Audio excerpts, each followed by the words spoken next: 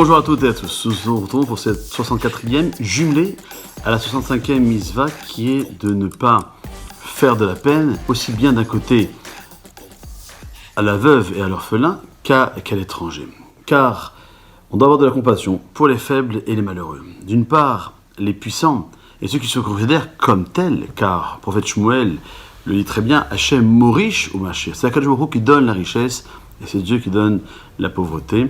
Ont malheureusement tendance, ces puissants, à profiter des faibles et des démunis. De l'autre côté, les malheureux sont souvent plus sensibles que les autres aux offenses. Et bien qu'il soit interdit de maltraiter qui que ce soit, la Torah formule cette défense en particulier à l'égard de celui qui s'est converti, à l'égard de la veuve, à l'égard des orphelins, parce qu'ils sont plus vénérables aux brimades.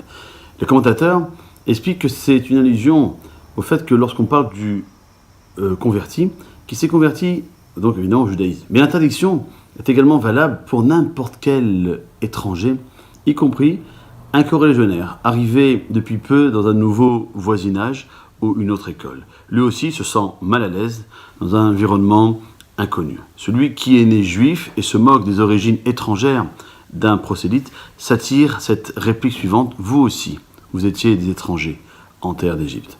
Le commentateur, le Or HaChaim, explique le verset à un niveau plus profond.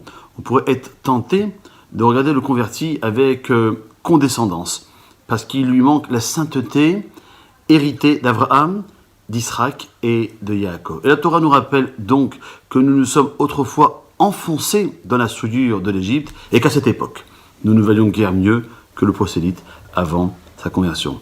Aimons-nous tous, ce sera le meilleur moyen pour pouvoir assister rapidement à cette Géoula tant attendue et la construction du Beth Amikdash du 3e temple. À bientôt.